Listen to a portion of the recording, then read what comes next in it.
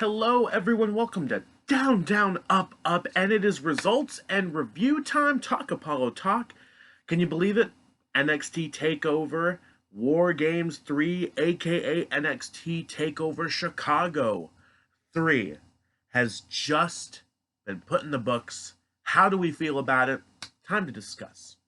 Here we go. Alright, so kickoff. It was finally nice to see an NXT TakeOver get a real kickoff with the mix of the usual talking, backstage segments, and wrestling on a kickoff. I'm shocked because obviously now the NXT is live weekly.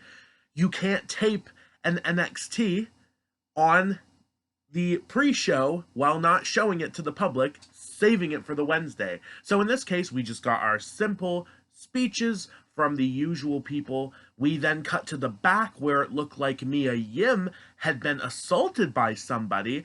I'm pretty sure everyone who follows NXT knew who at this point, but we were holding our breath. What is going to be the plan? Later, during the kickoff, Mia got taken into an ambulance, and Rhea Ripley finally grabs Dakota Kai, who was standing there concerned, asking her, well, not really asking her, forcing her to be on the team to replace Mia Yim, aka you're in. So there you go. Replacement was easily found. Did it help them win? We'll get to that later.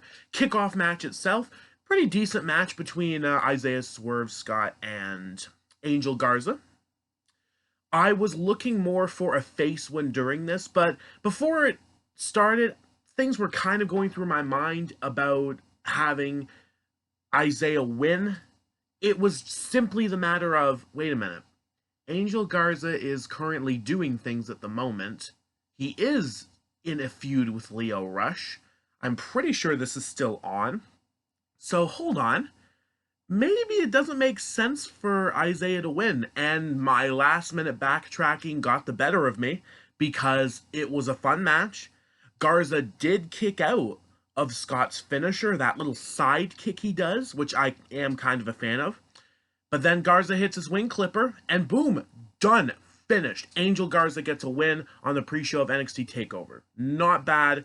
I wish I had thought more about that before I made my predictions here in front of you glorious people and subscribers. Subscribe if you haven't already. Moving on to the main show. We obviously started with War Games itself, the Women's War Games, the first ever all-women's War Games match. Team Shayna Baszler, NXT Women's Champion Shayna Baszler, NXT UK Women's Champion Kaylee Ray, Io Shirai, Bianca Belair taking on Team Ripley, Rhea Ripley, Tegan Nox, of course it was supposed to be Mia Yim, now Dakota Kai, and Candice LeRae. So the match starts up, I believe, with Candice LeRae and Io Shirai. Very good choice because those two had probably the best underrated match of the last TakeOver in Toronto. I wasn't expecting it to be that great. I was looking forward with more from these two, so it makes sense that they start. I enjoyed it. Back and forth with them for a while. Of course, then people started coming out. I'm pretty sure it was Rhea Ripley who came out second for the faces, and Bianca Belair second for the heels. Then Kaylee Ray got into the mix, and then things started to get sour while also making sense at the same time. Dakota Kai looked like she was about to come out, but then it happened. Oh, the woman who I was just expecting to fall into the Bayley-like mold of NXT turned on her teammate Tegan Nox and kicked the crap out of her in the little holding cell they have. She slammed the door on her legs. She was punching her. Regal had to pull her off like several times trying to get her out of here. The crowd was going nuts. I didn't think it would happen like that. I was thinking with my friends, okay, we know she's the one who did it. No one else at this time makes sense. So what's she gonna do? Is she gonna intentionally cost her team by leaving War Games to have our first disqualification War Games match in WWE? Is she going to turn on her team during the match in the cage? Did not even wait. Did not even wait to get to the cage. Unbelievable. So that happened, and Tegan Nox could not make it to the match, so it was already 4-on-2 when Shayna Baszler entered. Obviously, Ripley and I think Kaylee Ray grabbed a few toys. We got garbage cans, chairs, kendo sticks, a fun array of toys, but we saved the tables for later on. The crowd was a bit annoyed, but they got their due later. But now here is where things really got surprising, and I'm still sort of processing this. It was a great match. Even with 2-on-4, it was a great match. It was quite back and forth. I loved Shirai's moonsault off of the cage. I knew she had to do it, and she knew she had to do it. So much fun. But again, here's where things get a bit divided. So, everyone's down at this point. Shayna Baszler is looking to win it for her team. She's got the clutch locked in on Rhea Ripley. Earlier, she had been trying to handcuff Rhea Ripley to the ropes by the looks of it, so the handcuffs were still attached to Rhea Ripley. She, I believe, attaches the other end to Shayna Baszler during the clutch. This, for some reason, surprised Shayna so much that she had to let go. Ripley hits her riptide on 2 standing chairs and won. Would you believe that 2-on-4 was the advantage for Team Ripley? Rhea Ripley and Candice LeRae won. What? Really? I couldn't believe it. I couldn't believe it. I was actually getting ready to accept that Team Ripley was going to win, because when you think about it, Rhea Ripley has been booked like a megastar this whole week. She's been the leading force of the NXT Women's Invasion over Shayna Baszler when it comes to attacking the women's division on SmackDown and Raw. She pinned Charlotte Flair on SmackDown, but doing it like this, it completely overshadows anything to do with Dakota Kai's turn, which I'm not that upset about because I am a big Rhea Ripley fan, but look at who lost. Kaylee Ray and Shayna Baszler, the champions on the same team, lost. Bianca Belair, who has been great nonstop, and Io Shirai, who has just found her place with her new character. It's a mixed bag, but I got to admit, I'm not so much upset. I'm just more stunned and surprised in a good way that we had this shock win on TakeOver, because there's usually those moments in TakeOver that you don't see coming at all. For me, probably the biggest one for me was Andrade winning the NXT Championship. That's just one. I probably have tons of others. This fits up there. This was nuts. I applaud all the effort. I cannot wait to see where this is going to go after Survivor Series once things get back to normal. Just wow. Now we're going to move on. So, next up we had the triple threat match for the #1 contendership to the NXT Championship. Winner of this match would face Adam Cole tonight, believe it or not, at Survivor Series.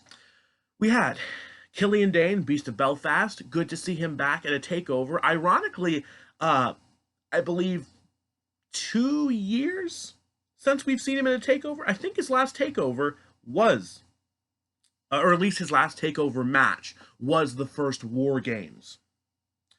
Damian Priest, a character I've been crazy about since he debuted. I love it. He's not just some sort of repackaged gimmick of another character. He's legit, and I very much am enjoying him. He really did get a chance to shine during this match. And of course, the Bruiserweight Pete Dunne, already established, former longest reigning NXT UK champion of all time. The match was honestly much better than I thought it was going to be. There were a lot more spots. It was finisher mania at one point, and it just couldn't end. Everyone just kept breaking it up somehow, whether it was kicking, breaking it physically with their hands, or just unconsciously falling on their opponents to break up the cover. That Killian Dane spot was hilarious. I loved it. Finally, we get to the finish, and the finish was, you could honestly, you knew it was the finish once the referee started counting. So I'm trying to process this again. So Damian Priest had just been laid out with another bitter end, but Killian Dane broke it up again. He is looking to put Pete Dunne away. He's going for his Damo driver, or at least that's what I call it, because it's his indie name for the move, and I really like the sound of it. Pete Dunne locks in a sleeper.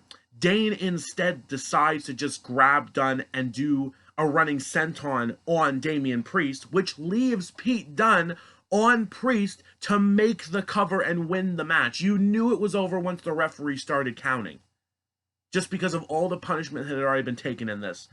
I'm a bit annoyed Priest took the fall, but I kind of saw it coming just because, wait a minute, if Pete Dunne wins, he should pin Priest, because that beats their little series, because they had their little 1-versus-1 twice on regular NXT, and this was the way to end it for now.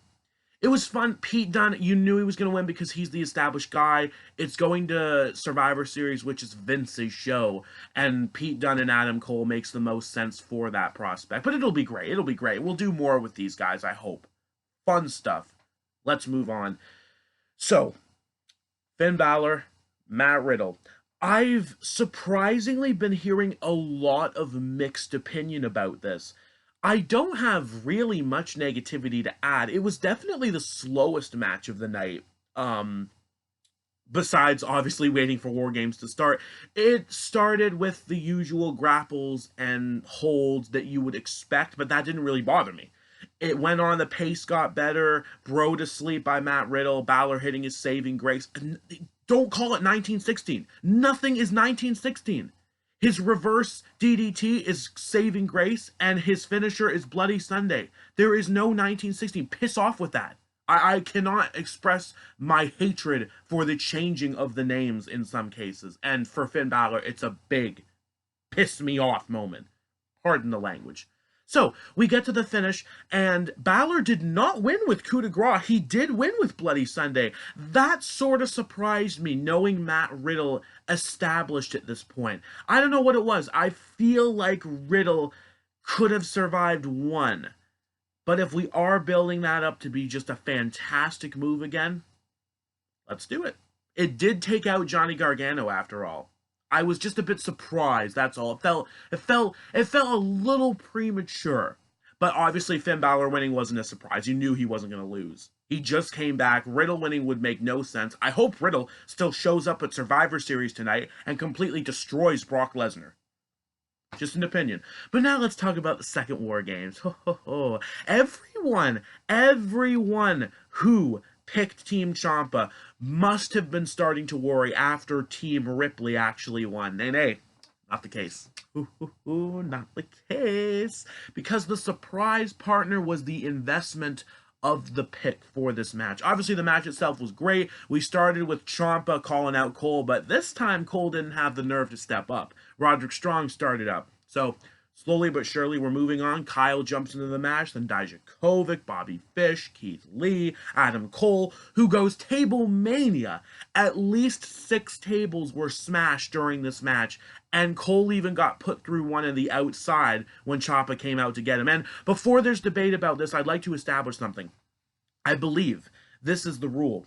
You can leave War Games if the match hasn't started. And when does the match start? The match starts when every member of the team is in the ring and the referee is in and shuts the door. So at that point, the surprise partner for Team Ciampa had not yet entered. So it was perfectly fine for Ciampa to come out and ruin Cole's life one more time.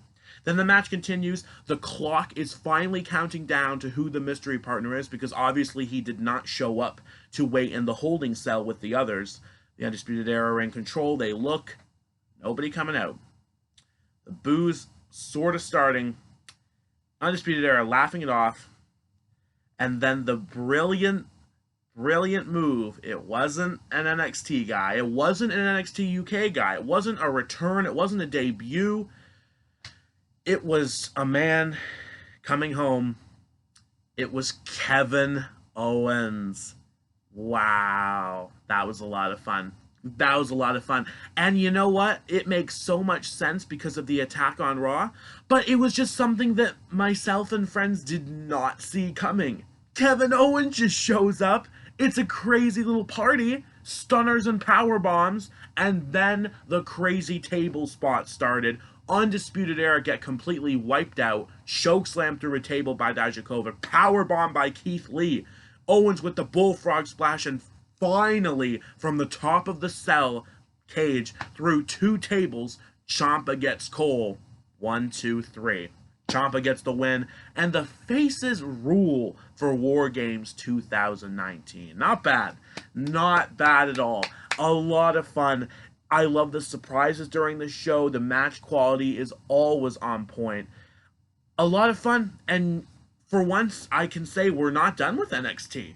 I can't just say good luck WWE, good luck topping that. No, no, no, no, no. Raw versus SmackDown versus NXT. Tonight is Survivor Series. Who is the most dominant brand? We're going to find out. Stay tuned for my predictions for Survivor Series. I have been waiting to see if any kickoff matches are announced. I'm hoping to put both of these videos up before 12 p.m. Eastern Time. If kickoff matches are announced after that, it depends if I can get anything else up at this point, but that's not on me. Announce your kickoff matches before the day of WWE. That's not on us, predictors, on YouTube. We love you. See you all later. Keep it real. Cannot wait to see how Survivor Series tunes out. Don't know why I said tunes. Meant to say turns. Have a good day.